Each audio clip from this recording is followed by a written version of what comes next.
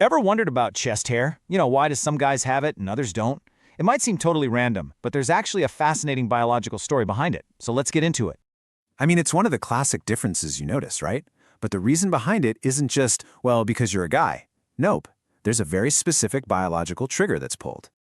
You should think of it like a biological announcement. Your body is sending out a really clear signal, a message. So what exactly is it trying to say? Okay, so it all kicks off during puberty, and it really all boils down to one single, powerful hormone that gets the whole engine running. And yeah, you probably guessed it. We're talking about testosterone.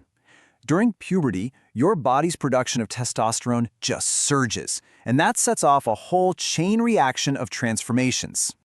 It's kind of like testosterone is flipping a bunch of switches on a control panel. Click, your voice gets deeper. Click, your muscles start to grow. Click, a beard starts showing up. And yep, that very same switch is what turns on the hair follicles on your chest. But wait a minute, testosterone isn't the whole story here. There's a twist, a sort of secret ingredient in this recipe that really gets things going. So here's the wild part. Everyone, and I mean men and women, is born with these tiny, practically invisible hair follicles all over their chest. They're just kind of sitting there, dormant, waiting for the right signal to wake up.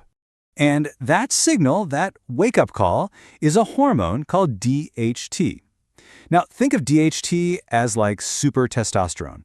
It's a much more potent version, and its main job is to take that soft, invisible fuzz and transform it into the thick, visible hair we call chest hair. So it's actually a pretty simple three-step process. First, puberty kicks in and triggers testosterone. Second, some of that testosterone gets converted into its more powerful cousin, DHT. And finally, step 3, DHT goes and supercharges those hair follicles on the chest, making them grow thicker and darker. But that brings up a pretty obvious question, right? If all guys go through this process, why the huge difference? I mean, why do some men look like they're wearing a sweater while others don't? Well, it all comes down to the genetic lottery. See, here's the thing. It's not about how much of these hormones you have.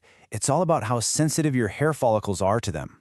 So, if your follicles have a high genetic sensitivity to DHT, you're going to grow more chest hair. If they're less sensitive, you'll grow less. It's really that straightforward. So what you end up with is this really unique combination of your genetics from your family, your body's specific hormone sensitivity, and yeah, even your ethnic background can play a part in it all. So what's the big takeaway from all this? Well, chest hair is way more than just hair. You can think of it as a biological badge. Here's the punchline. Chest hair isn't random. Not at all. It's a clear, visible signal of all the hormonal changes that are happening. It's basically your body's way of saying, welcome to manhood.